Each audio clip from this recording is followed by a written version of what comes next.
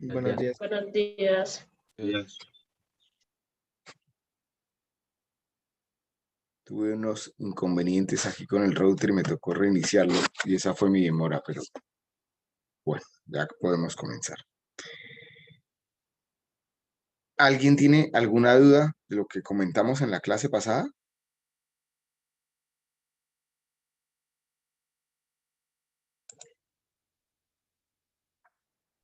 Profe, respecto a las ideas de negocios se entrega el viernes, ¿sí? Frente a la idea de negocios, no te entendí. ¿Me repites? Las 3 ideas de negocios que toca entregar en el formato Excel que nos pasó usted, la entregamos el viernes, ¿sí?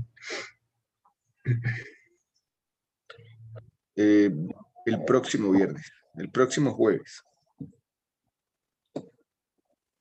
Y ahora lo revisamos en Moodle, ¿sí? Listo, listo. Y el 30, o sea, el 22 estarían entregando de manera individual sus ideas de negocios y el 30 el reporte inicial de proyecto, que es el primer entregable en grupo.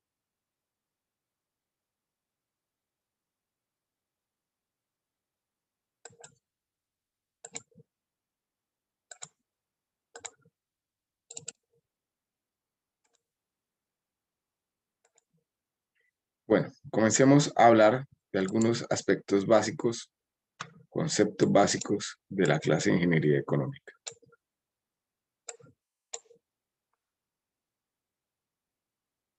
Es importante que ustedes tengan claro cuáles son los actores que están involucrados en la economía. Estos actores son normalmente de mayor a menor cantidad: los consumidores, los ahorradores, los intermediarios y especuladores y los inversionistas o empresarios. Comencemos a hablar de los consumidores.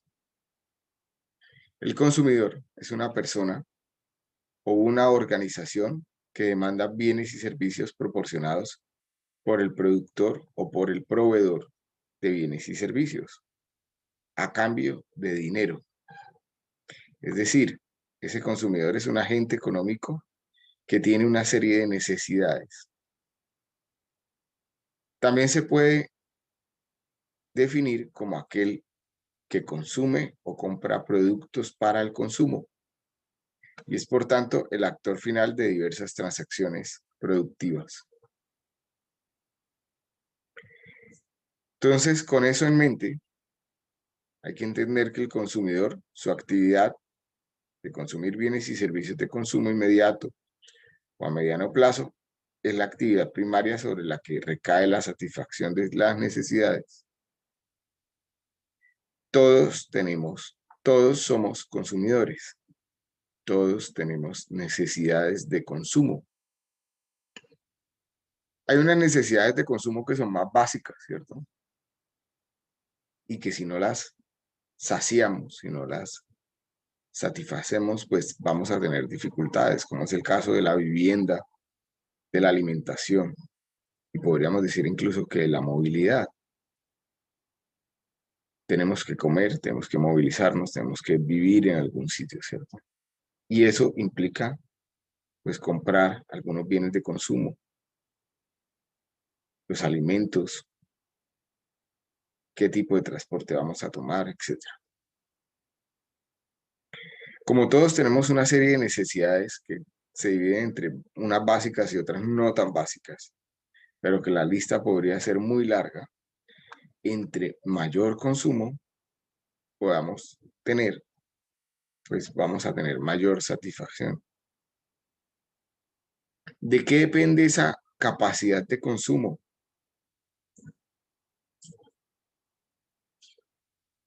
¿Qué recuerdan de lo que ya habíamos hablado?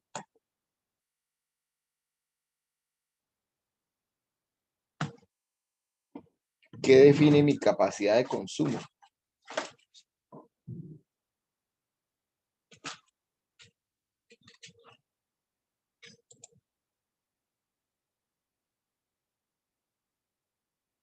Mi cantidad de ingresos.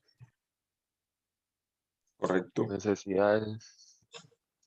No, esos son los bienes de consumo o los diferentes artículos de consumo que voy a finalmente adquirir.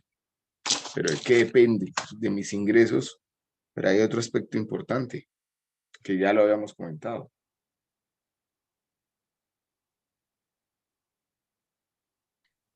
Del precio que tenga el producto en el mercado. De los precios, del nivel de los precios de los productos, correcto. También es importante tener claro que los bienes de consumo se agotan en el proceso mismo de consumirlos. Ya esto se le conoce como depreciación, que no es otra cosa que la transformación de los bienes de consumo en el acto mismo de consumirlos. Hay unos que en el propio acto o que ese acto de consumo es muy rápido, ¿cierto? Como los alimentos. Y eso es evidente que se agotaron. Una vez, pues me los como, ¿cierto? Pero hay otros bienes de consumo que duran un poco más, ¿cierto? Si compro un vehículo, por ejemplo, pues su depreciación va a tardar más tiempo, ¿cierto? Se va agotando con el uso, pero tiene un ciclo de vida mayor, ese producto. ¿Qué determina la capacidad de consumo? Pues ya lo acaban de comentar, ¿cierto? El nivel de los ingresos y el cambio y el nivel de los precios de las cosas o de los bienes de consumo que podemos adquirir. Por lo tanto, la riqueza de un consumidor no es más que su capacidad de consumo. ¿Cuántos ingresos tiene inmediatamente? Pasemos al segundo actor de la economía, que son los ahorradores. El ahorro es la acción de separar una parte del ingreso mensual que obtiene una persona o que obtiene una empresa con el fin de guardarlo para el futuro. Ese ahorro se puede utilizar para algún gasto importante que se tenga, para algún imprevisto o para alguna emergencia económica. Habitualmente es para esto, ¿cierto? Para aumentar un consumo futuro, que puede ser ese gasto importante, ¿cierto? Para algo que se presente y no esté planeado, para una emergencia. En términos de la teoría económica, el ahorro se refiere a la parte de la renta o ingreso que no se dedica a consumo, sino a otros fines. Por lo tanto, la renta obtenida puede tener dos destinos alternativos y únicos: el consumo o el ahorro. ¿Por qué se ahorra? ¿Cuál es el propósito de ahorrar? ¿Alguno de ustedes ya ahorra?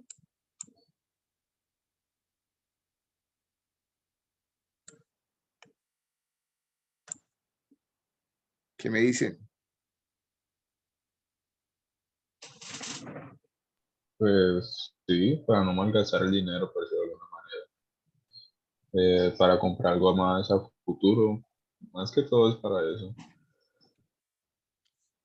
O sea, que tú ahorras, Marco. Constantemente. ¿Quién más ahorra? Pues sí, también para tener como un dinero ahí guardado que me sirva para alguna necesidad o que tenga algo que comprar y también lo que dijo de comprar algo a futuro. Ok.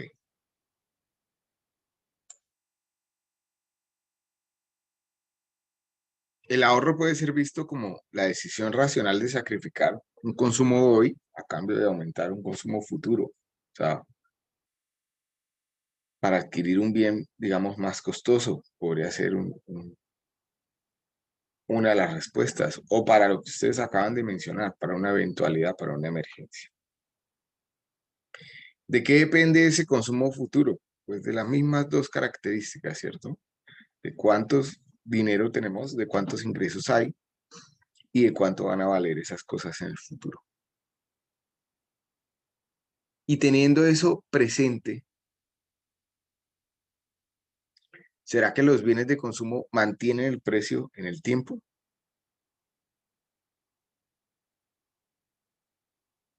¿O el precio va variando, por decir algo, de un año a otro?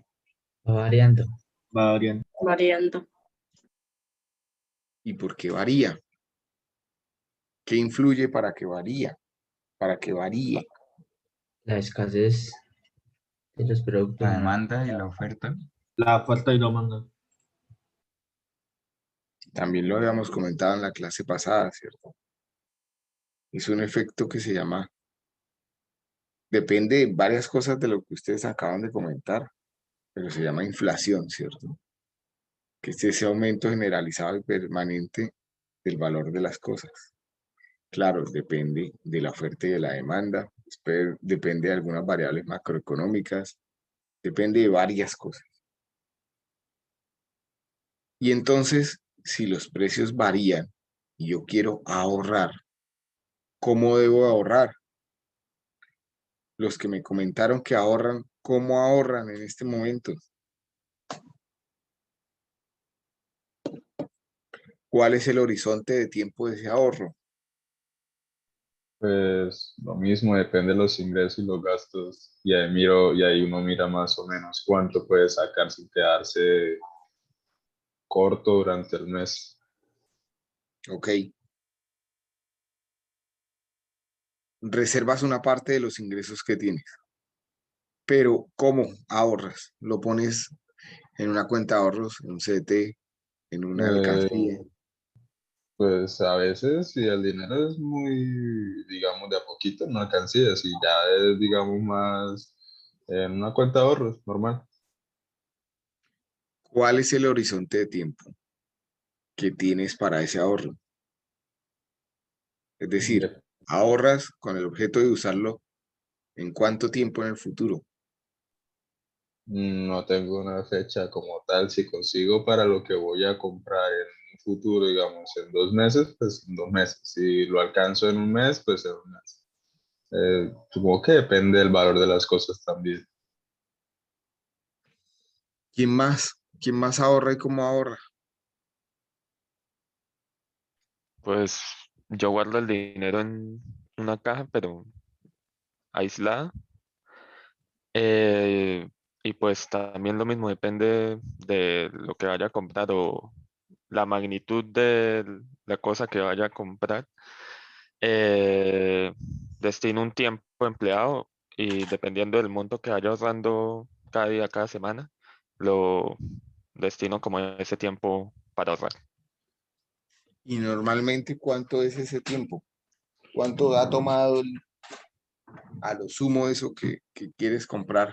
¿Cuánto tiempo te ha Pues tomado he ahorrarlo? tomado año y medio y varias veces 6 meses, 3 meses, pero el máximo ha sido como un año y medio. Ok.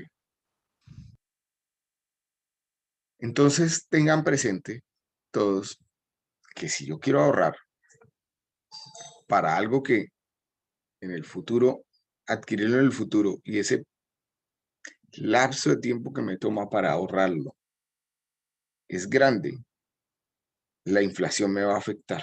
Regáleme un minuto y ya continuamos, por favor.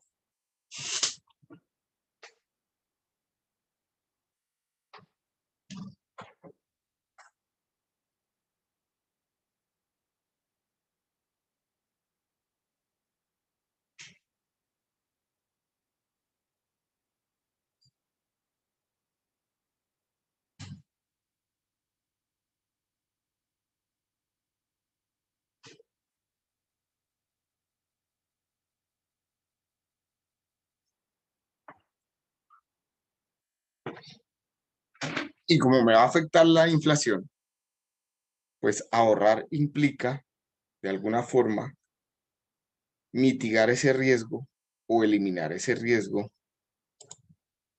de, de la afectación o del aumento generalizado del valor de las cosas. Por lo tanto, ahorrar no es poner la plata, como decimos nosotros, debajo del colchón o en una alcancía o en un cajón o en una caja fuerte. Para ahorrar hay que prestar el dinero a cambio de un interés.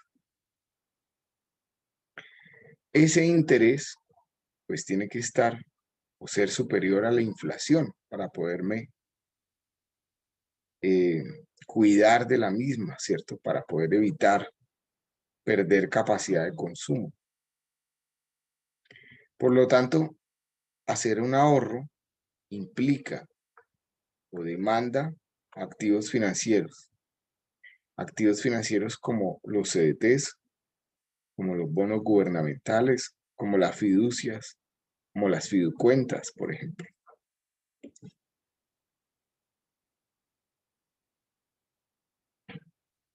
¿Alguien sabe lo que es un CDT?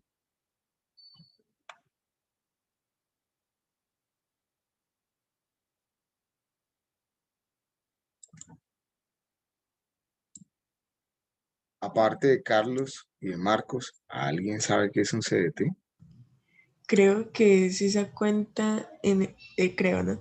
Que es esa cuenta en el banco donde uno mete la plata, pero uno dice, bueno, la voy a dejar como 2 años y en esos 2 años a usted le congelan la plata y la ponen a trabajar ellos y luego a ti te dan como un interés por haber guardado ese dinero, creo.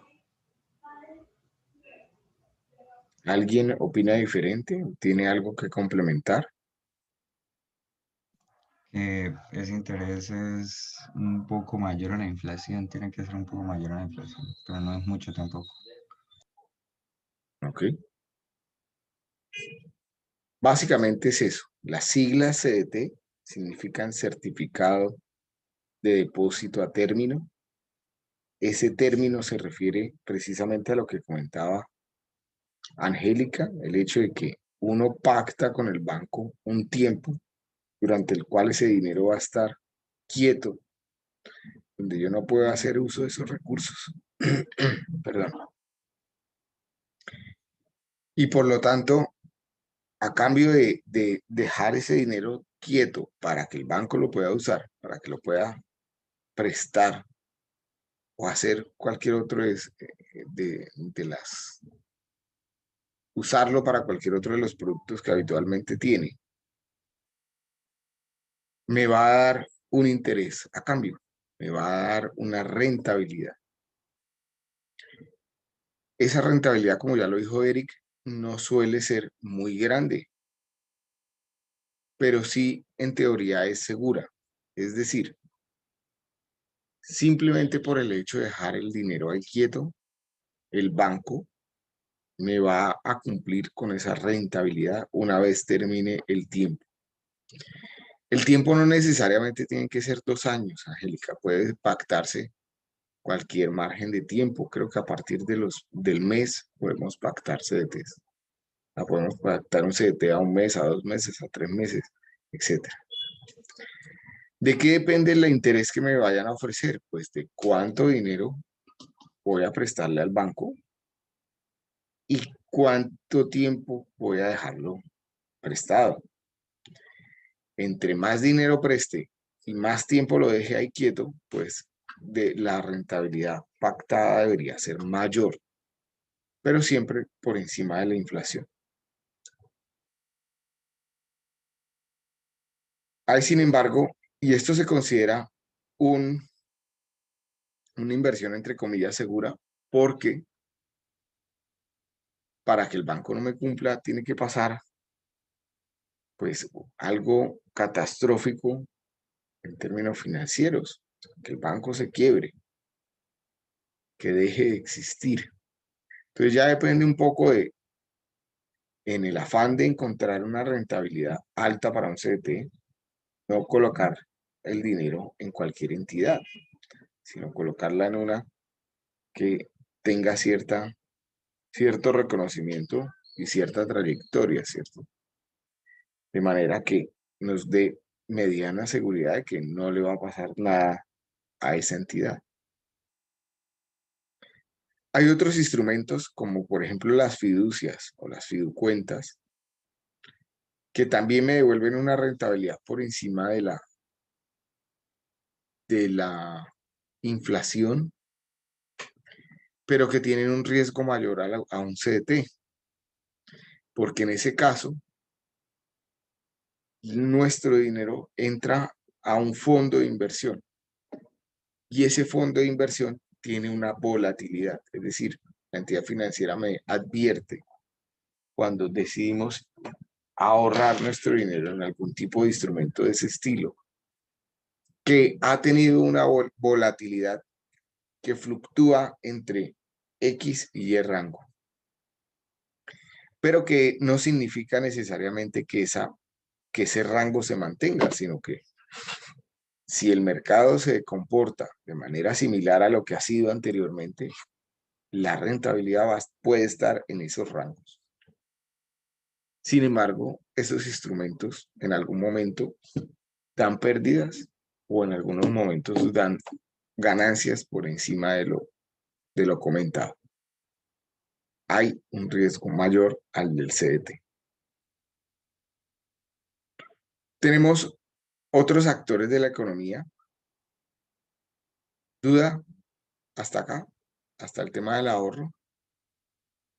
Quedó claro que ahorrar desde el sentido estricto de la ingeniería económica implica prestar un dinero a cambio de un interés y que ese interés debe ser mayor que la inflación.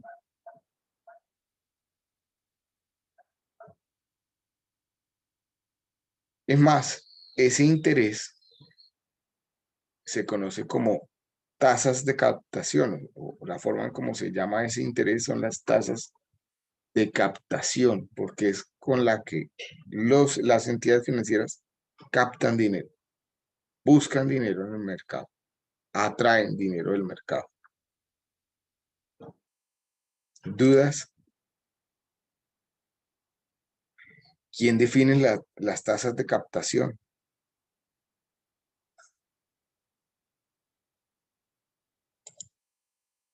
¿Y cómo se define?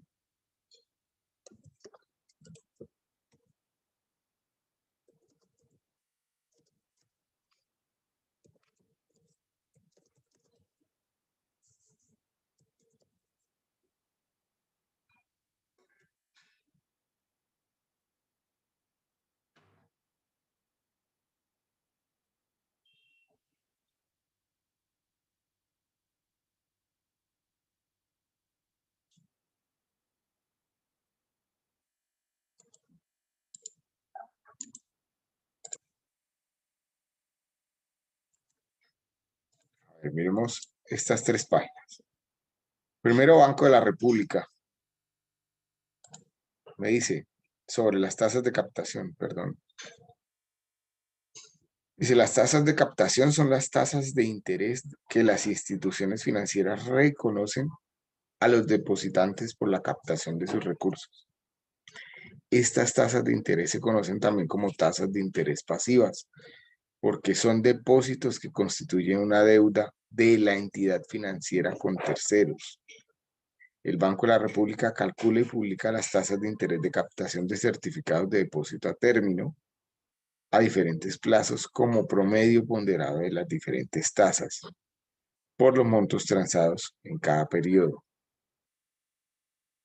Entonces, por acá podríamos descargar las tasas de captación diarias, las semanales y las mensuales. Y esto ya son la guía metodológica de cómo hacerlo. Vamos a ver qué me dice Rankia. ¿Quién fija las tasas de interés? En Colombia existen varias tasas de interés, las cuales son las que determinan el precio del dinero en el mercado del país. Lo que es importante. ¿Estamos grabando la clase? Sí, estamos grabando la clase.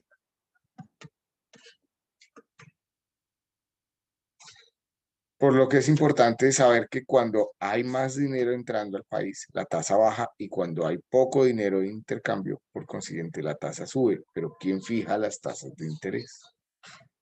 Las tasas de interés son aquellas que aplican para los diferentes tipos de créditos y productos de ahorro, como son los CDTs, que otorgan las diferentes instituciones financieras a sus clientes. Si una persona, empresa o gobierno requieren de dinero y solicitan un préstamo, el interés que se pague sobre el dinero solicitado será el costo que tendrá que pagar por ese servicio. El sistema financiero de Colombia está formado por diferentes instituciones de crédito y estas que tienen tasas de interés de captación y colocación. Estas tasas de interés que se utilizan en el sistema financiero son reguladas y fijadas por el Banco de la República, quien a través de la Junta Directiva señala en cuáles circunstancias y el límite de tasas de interés que deben pagar los establecimientos comerciales, establecimientos o comercios. Por lo tanto, es el Banco de la República en Colombia el encargado de regular qué tan alta puede ser la tasa o qué tan baja puede ofrecerla las entidades financieras. En el caso de Colombia, esta entidad utiliza las tasas de interés para frenar la inflación, aumentando las tasas para disminuir el consumo o disminuyendo la tasa ante una posible recesión. Lo indispensable es comprender que mientras más fácil sea conseguir dinero, mayor oferta, mayor liquidez, la tasa de interés será baja. Sin embargo, si no hay suficiente dinero para prestar, la tasa será más alta. Es un tema de oferta y demanda. Dudas, inquietudes. Hasta el tema de los ahorradores, ¿alguna inquietud?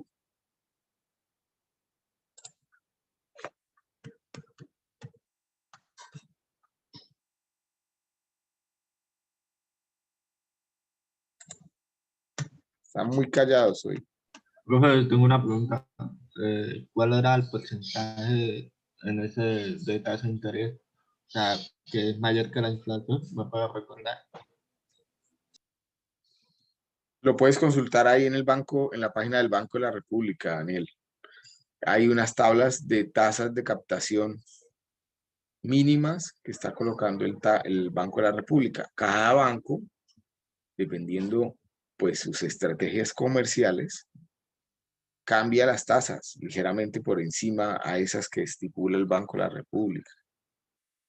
Entonces, los bancos más pequeños que requieren más recursos del mercado para operar, pues suelen pactar tasas más altas, y los que tienen mayores recursos, pues ofrecen también los instrumentos, pero a un menor valor.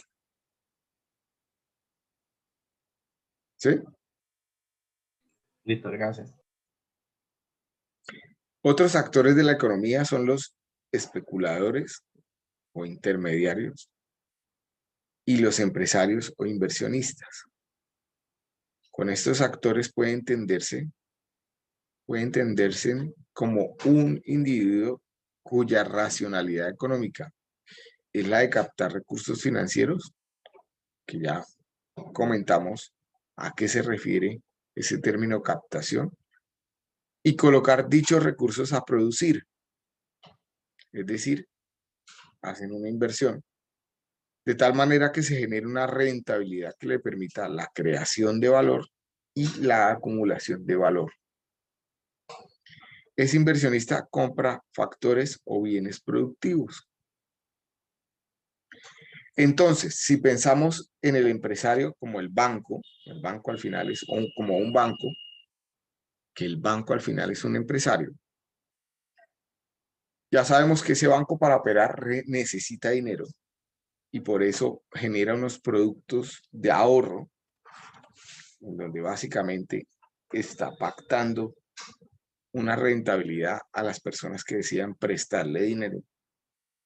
Y con ese dinero lo ponen a producir, es decir, con ese dinero ellos prestan o apalancan tarjetas de crédito o otros tipos de productos financieros. ¿A cuánto prestan? Pues depende de cómo es la colocación, depende de las tasas de colocación de ese dinero.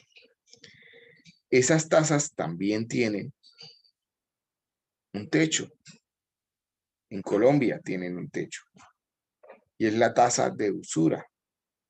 ¿Alguien ha escuchado hablar de la tasa de usura?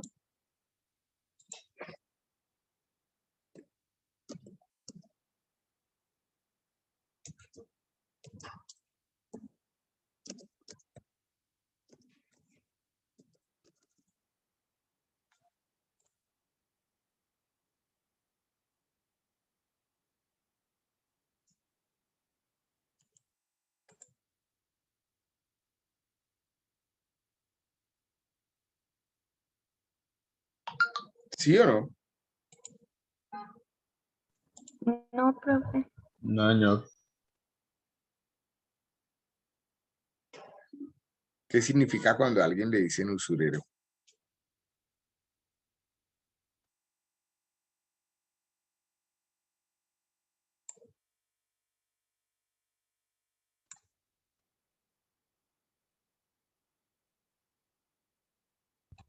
Pues No sé. cuando alguien presta como dinero, pero por un interés muy alto o algo así. Ok. Sí, de acuerdo, precisamente eso. Es el que presta a un interés muy alto. Entonces, ¿qué es una tasa de usura? Es la tasa que representa el valor máximo de los intereses remuneratorios o moratorios que puede cobrar un organismo a los agentes de la economía. Fíjense que estamos hablando de agentes de la economía. Es decir, lo máximo que pueden cobrar a un consumidor, a un ahorrador, a un intermediario, a un inversionista. Y se construye como 1.5 veces el interés bancario corriente por modalidad de crédito. Entonces, básicamente lo que hace el Banco de la República es observar cuáles son las tasas de interés que están pactando los bancos para diferentes modalidades de crédito. Hay los créditos de consumo, hay los microcréditos y hay los créditos de bajo monto. Son las tres modalidades. Y en función de los promedios de esas tasas de interés, define una tasa de usura, que son 1.5 veces el promedio. Entonces, por ejemplo, si la Superintendencia Financiera certifica el interés bancario corriente para la modalidad de crédito del consumo y ordinario en un 19,16% efectivo anual, teniendo en cuenta la metodología normativa, se puede calcular el interés máximo remuneratorio y la tasa de usura del siguiente modo. Si multiplicamos ese interés efectivo anual del 19,16% por 1,5, me daría que el interés máximo que puede cobrar cualquier otra entidad financiera es del 28,74.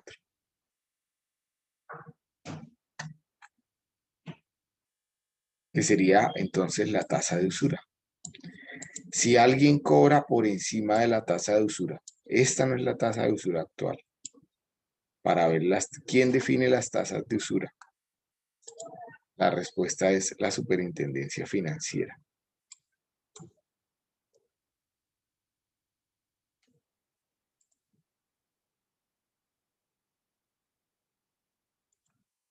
La superfinanciera es la que cobra, la que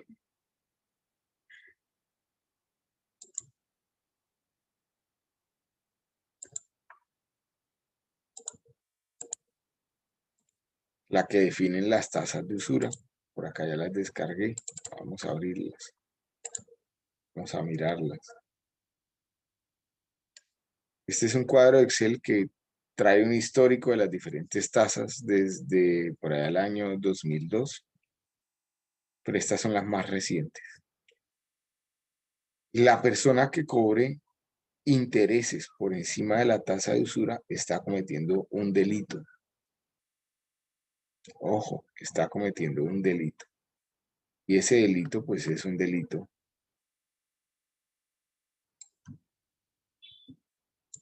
pues, que habría que asumir y pagar.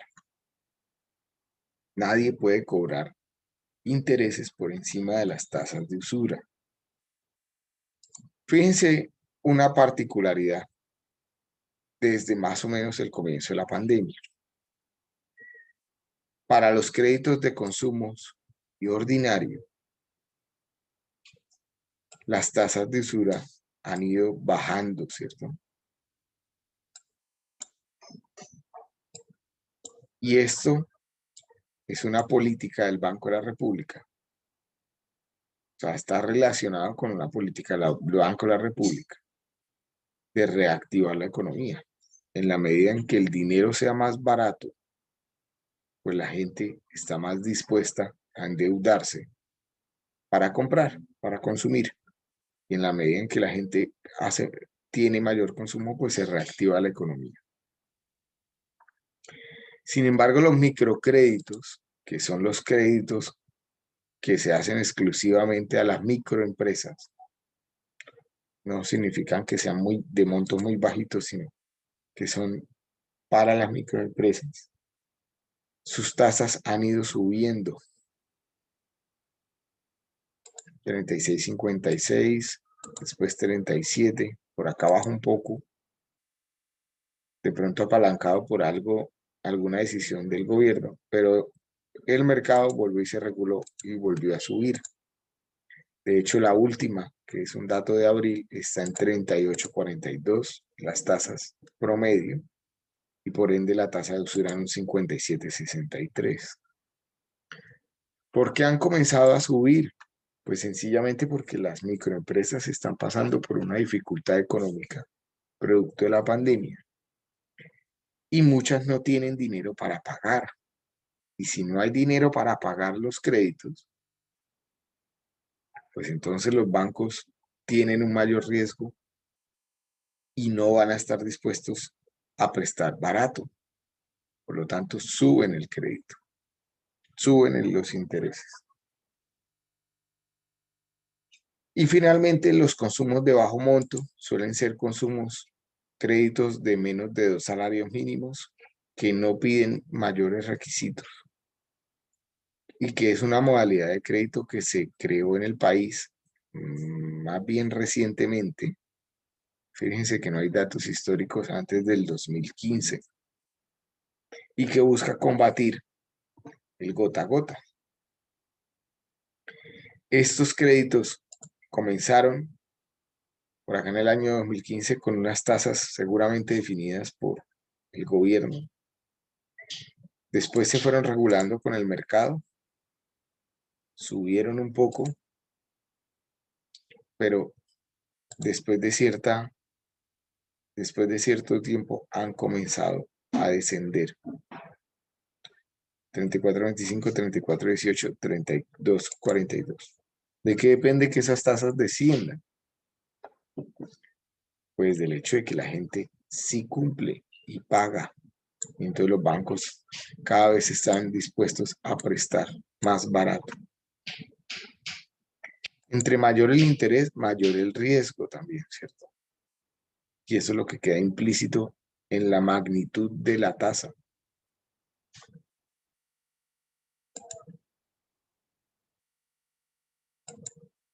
Entonces, hasta acá ya hemos hablado de tasas de captación y hemos hablado de tasas de colocación.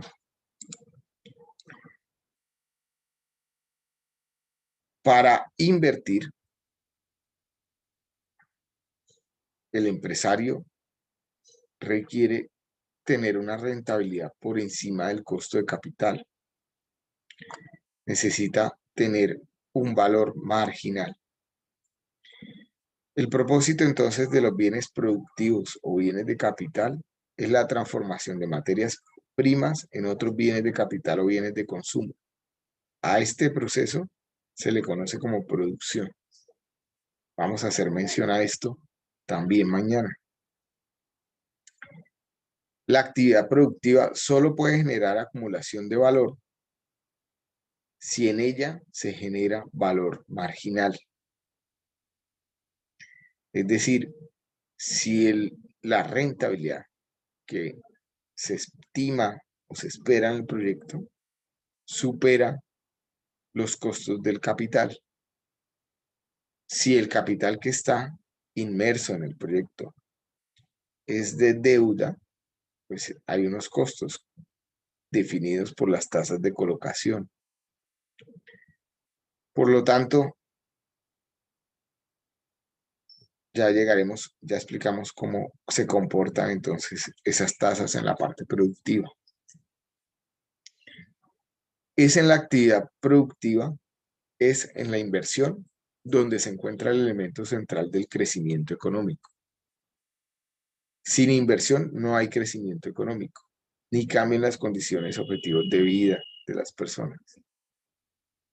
podemos entender fácilmente que el objetivo final de un inversionista es obtener una rentabilidad. La rentabilidad la podemos entender como una tasa de interés por periodo que se gana el inversionista. ¿Cómo debe ser entonces la tasa de rentabilidad requerida por el inversionista frente a las tasas de ahorro o de captación y frente al IPC, o lo que es lo mismo, frente a la inflación? ¿Qué opinan? Debe ser alta, porque si no, no invertiría. Deben ser mayores, ¿cierto? Si no, no tiene sentido invertir. Por lo tanto, las rentabilidades requeridas en los proyectos deben ser mayores o iguales a las tasas de colocación, especialmente si los proyectos se están financiando con deuda, pero a su vez mayores que las tasas de captación y mayores que las tasas de inflación.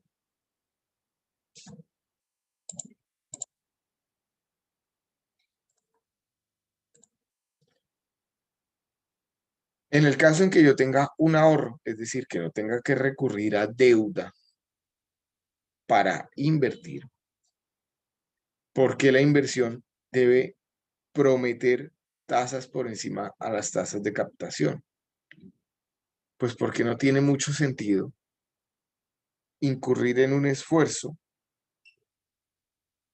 de tiempo, de recursos, etcétera, para obtener la misma rentabilidad que obtendría en un instrumento de ahorro o en un instrumento seguro.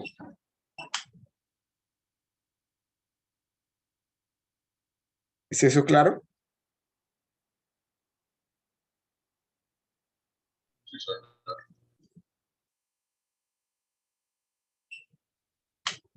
Va. Entonces, hasta aquí hemos hablado de interés, hemos hablado de rentabilidad o rendimiento, y implícitamente hemos hablado de que independientemente de si actuamos como consumidor, ahorrador o inversionista o empresario, o todas al mismo tiempo, porque una persona o una entidad puede ser las tres, ¿cierto? Al mismo tiempo, el valor del dinero en el tiempo cambia, ¿cierto? Y nos afecta.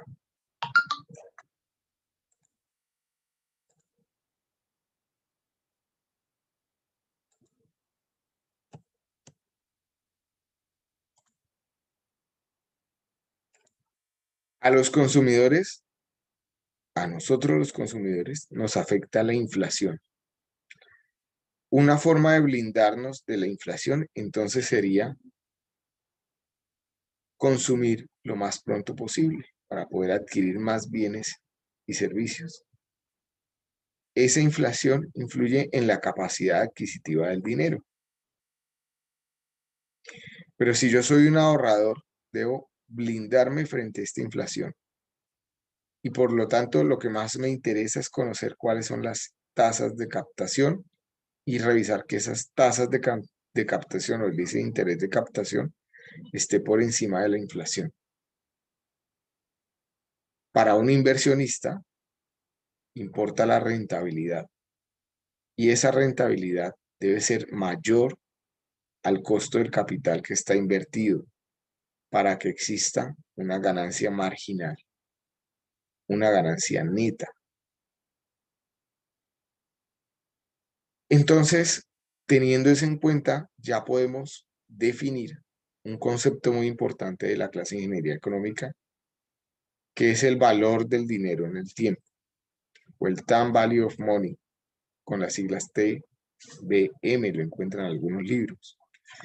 Es un concepto económico basado en la premisa de que un inversor prefiere recibir un pago o suma de dinero fija hoy en lugar de recibir el mismo valor nominal en una fecha futura. ¿Por qué? En particular, si se recibe hoy una suma de dinero, con esa suma de dinero se puede obtener interés y adicionalmente, debido al efecto de la inflación, en el futuro esa misma suma de dinero perderá poder de compra, pierde capacidad de consumo. Por lo tanto, una unidad de dinero hoy tiene más valor que una unidad de dinero en el futuro, pues ese dinero en el tiempo tiene la capacidad de generar mayor valor. Este dinero se puede invertir ahora para ganar interés y más dinero en el futuro, y por esta razón, al hablar del valor del dinero en el tiempo, se habla de tasas de interés. Y el poder adquisitivo puede cambiar también con el tiempo debido a la inflación. Es por esto que nosotros escuchamos la expresión de que el interés es la manifestación del valor del dinero en el tiempo. Es lo que me marca cuánto vale el dinero en el tiempo. ¿Dudas hasta acá?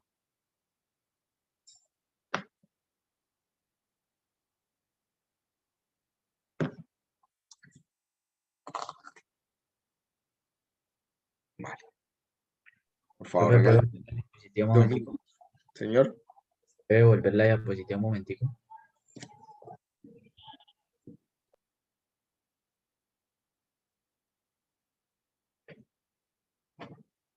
regáleme 2 minutos ya.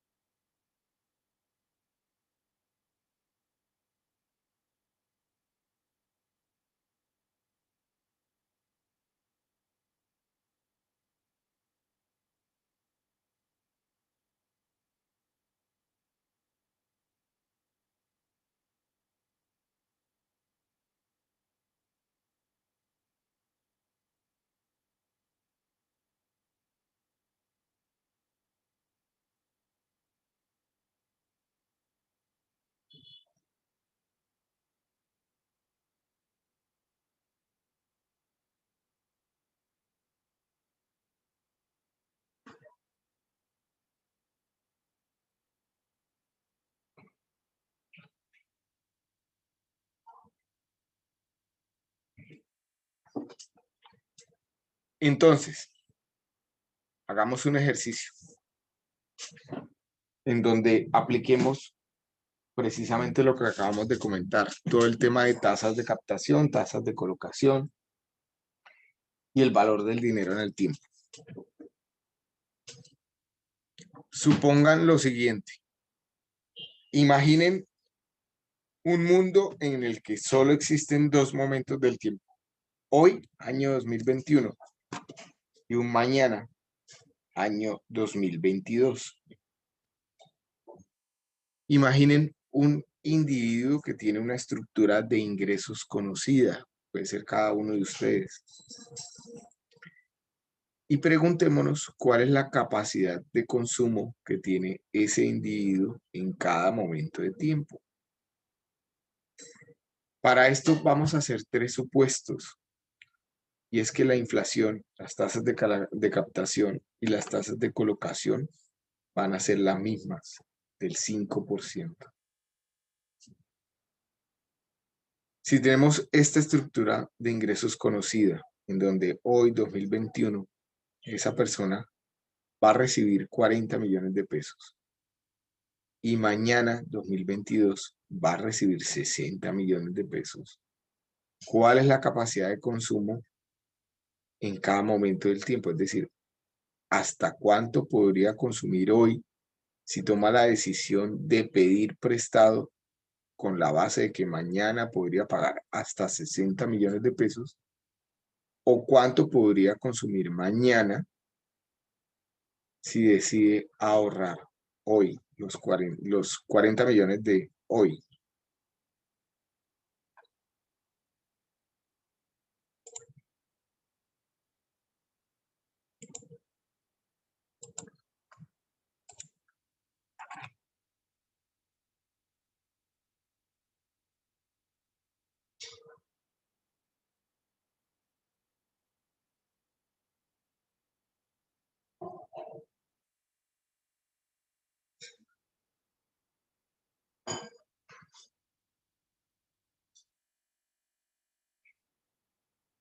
¿Ya ven la tablet o no?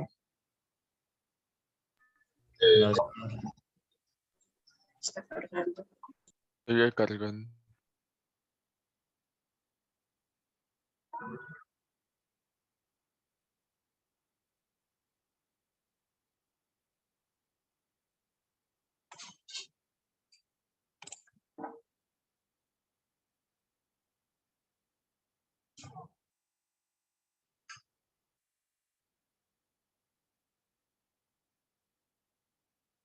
Todos me van a escribir el resultado, por favor, en el chat.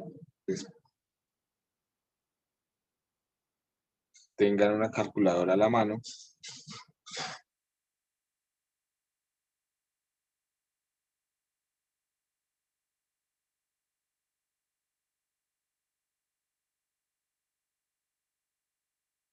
Ya hacemos el ejercicio.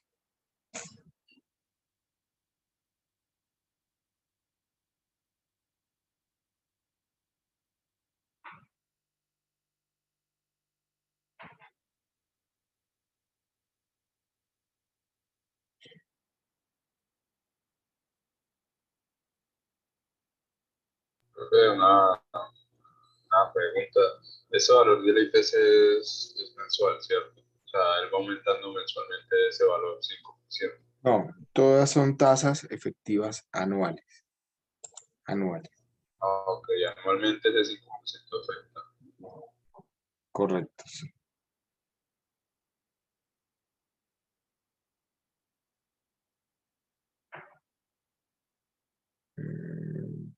No sé qué pasa.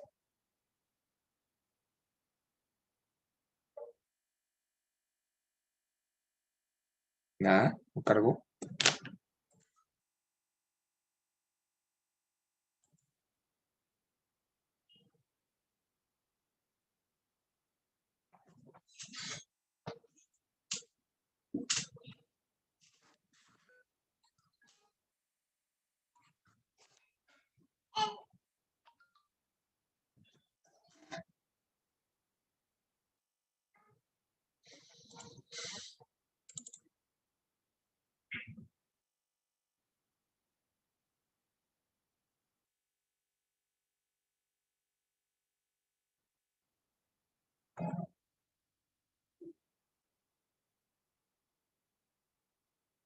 Nada.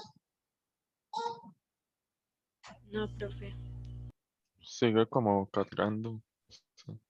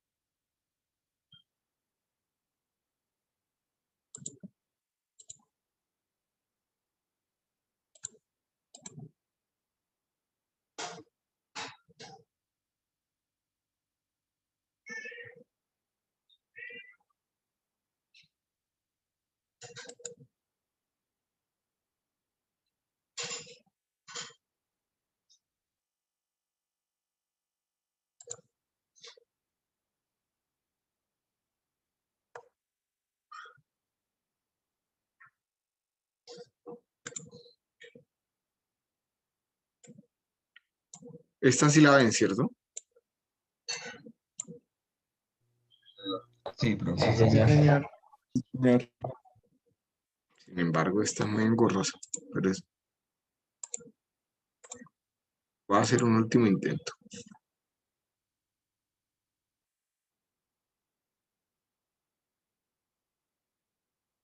Uf, qué bien. ¿Ahora sí la ven? Sí, señor. Sí, Sí, señor.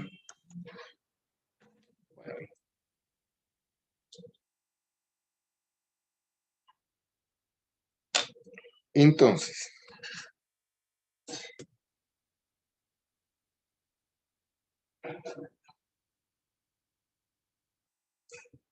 tenemos una estructura de ingresos conocida,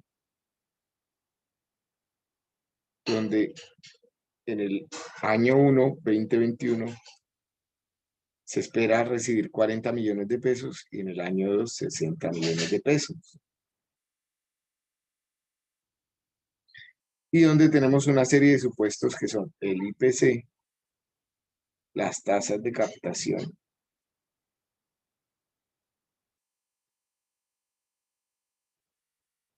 y las tasas de colocación.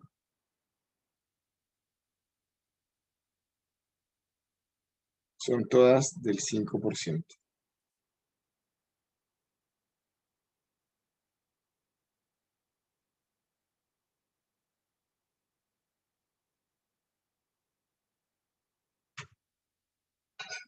La primera pregunta es, entonces, ¿cuánto podría consumir hoy? Partiendo de la base que voy a pedir prestado sobre la estructura de ingresos futura. Pues podría consumir los 40 millones que ya tengo, más, ¿cuánto?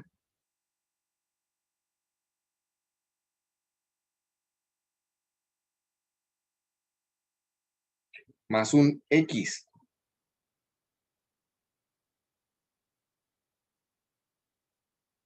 Esa X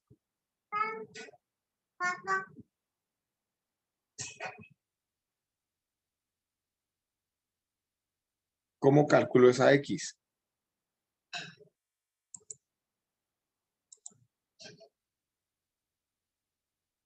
Pues si mañana puedo pagar 60 millones, lo máximo que puedo pedir prestado será X más X por ese 5%, que es la tasa a la que me prestan. En otras palabras, X es igual a 60 sobre 1 más 0,05.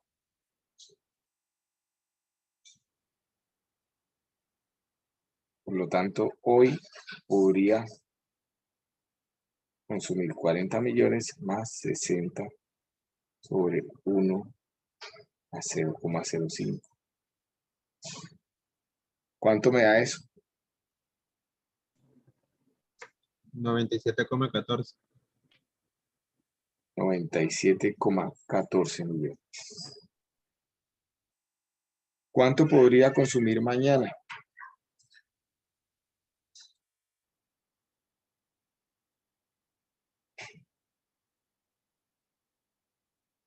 Serían los 40 millones que tengo el primer año, que los puedo ahorrar, ¿cierto? Que los voy a ahorrar.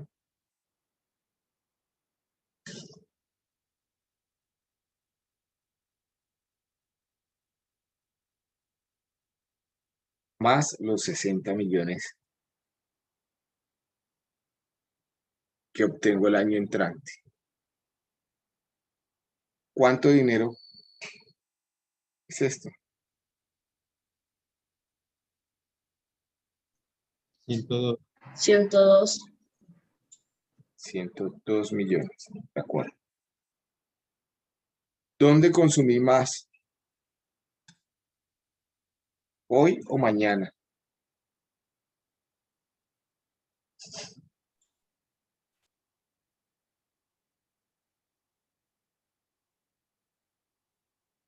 En este ejemplo,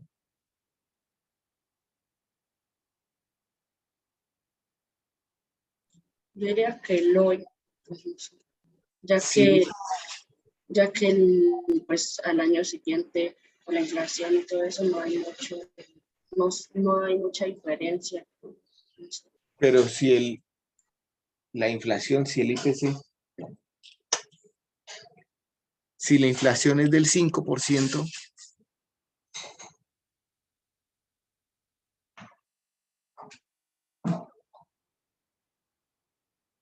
¿dónde consumir más?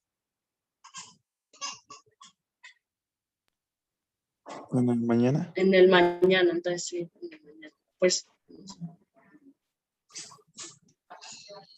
Lo que acabamos de introducir acá es el concepto de equivalencia económica. Si la inflación es del 5%, 102 millones de mañana son lo mismo a 97,14 de hoy.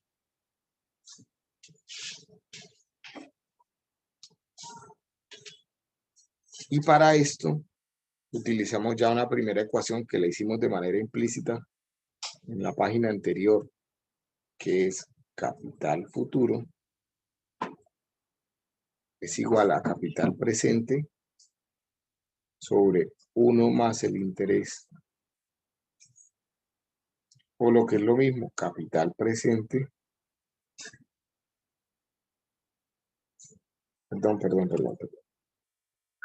La estoy colocando mal. Capital futuro es igual a capital presente por 1 más el interés. Y capital presente, lo que es lo mismo, capital presente es igual a capital futuro sobre 1 más el interés. Si aplico esta fórmula, entonces capital presente sería igual a los 102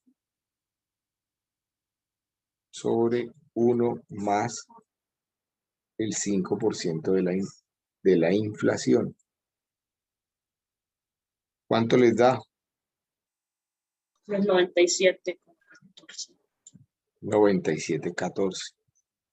Es decir, si hay una equivalencia económica entre estos dos valores a una tasa del 5%. Ojo, es decir, solo hay equivalencia a una tasa del 5%.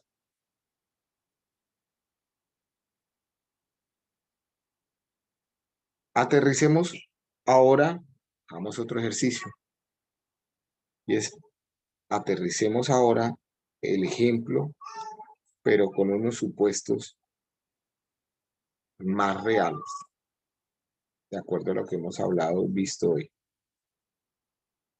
¿Qué pasa si tengo la estructura de ingresos, la misma estructura de ingresos, año 2021 y año 2022? Pero los supuestos ya son diferentes. La inflación entre un año y el otro va a ser del 3%. Las tasas de captación, pongámosle un 5%, ligeramente por encima de la inflación. Y las tasas de colocación, voy a colocarle lo mismo que decía el promedio de las tasas de interés bancario que vimos de la superintendencia, un 17,31%.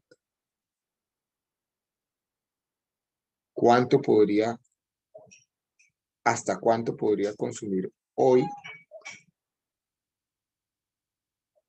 ¿Y cuánto podría consumir mañana? Entonces, si hacemos el hoy, tengo 40 millones ya hoy, y puedo traer de mañana 60 millones sobre 1 más 0.1731.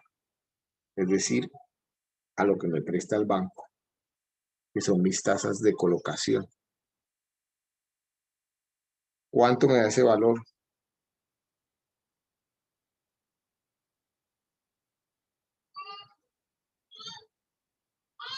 ¿90 y qué? 91,14. 91.14 también. 15, pues es la próxima. Dejémoslo en 14. Sí. 91,14 millones. Y mañana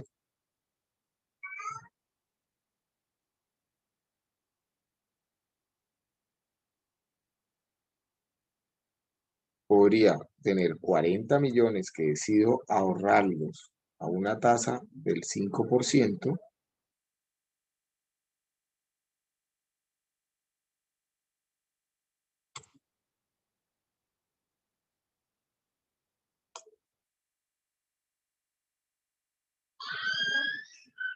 más los 60 millones. ¿Cuánto me da eso? 102 millones. Así ya lo habíamos hecho, ¿cierto? 102. ¿Dónde consumo más?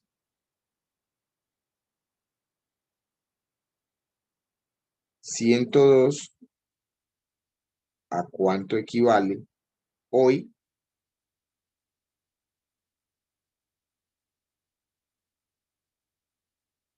Si 91 millones.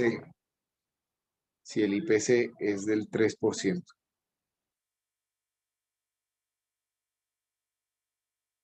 Entonces, costo presente, capital presente es igual a capital futuro, 102 sobre 1 más el interés, 1 más 0,03.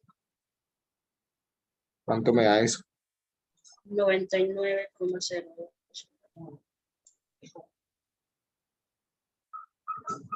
Por lo tanto, en este caso, que está más ajustado a la realidad, mañana voy a consumir más,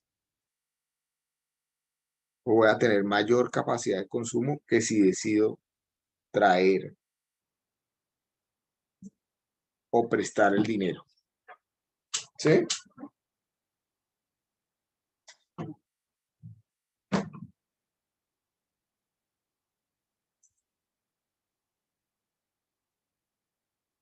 ¿Sí lo ven? Sí, sí. Señor.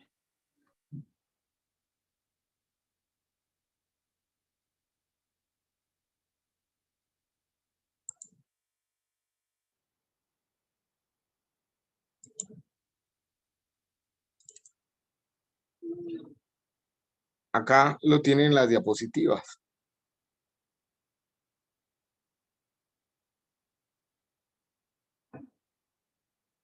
También pueden encontrar las ecuaciones como 1 más R, o sea, 1 más la rentabilidad. Lo más frecuente es encontrarla 1 más I, sería 1 más el interés. Desde la perspectiva de cálculo es lo mismo, ¿cierto? Algunas tasas son de rentabilidad, otras tasas son de interés. Ya hemos respondido estas preguntas que tenemos acá. ¿Cómo afecta la inflación la capacidad de consumo? Pues entre mayor sea la inflación, vamos a perder capacidad de consumo de un momento a otro, ¿cierto?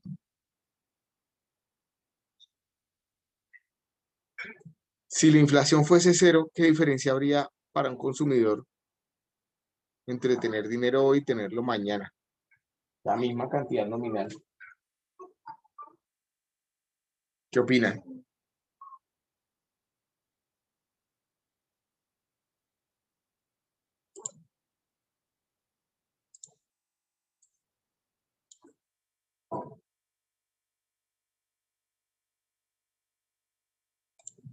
Estaría como más tal vez, pero es que por la fórmula daría el mismo valor del capital en el futuro.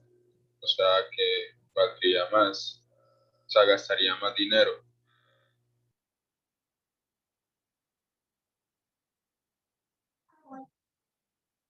Si la inflación fuese cero, no había ninguna diferencia. Daría igual consumir hoy o consumir mañana. Y esa es la razón principal por la que tener algo de inflación no es malo.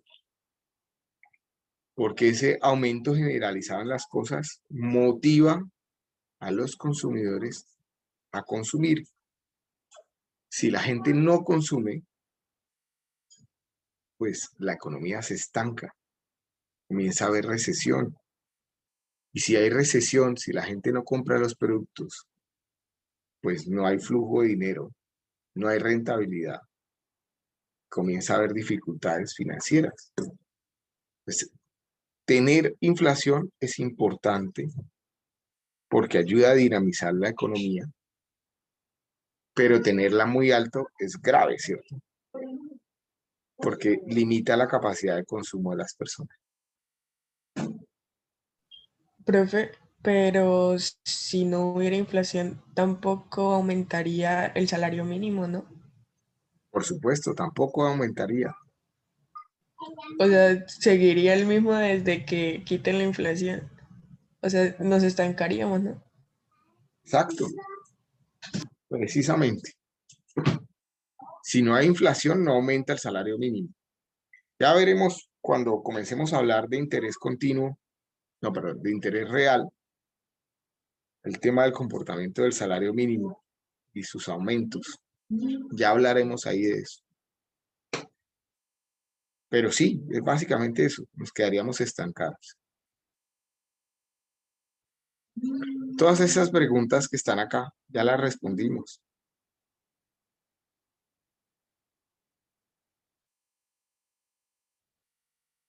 Ustedes tienen la presentación, esta presentación.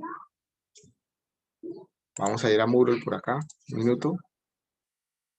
La tienen en el apartado de conceptos básicos. Ya la tienen disponible acá.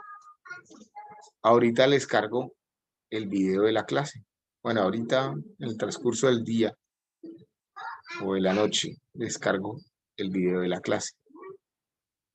Por favor, repasen lo que hablamos hoy y mañana continuamos.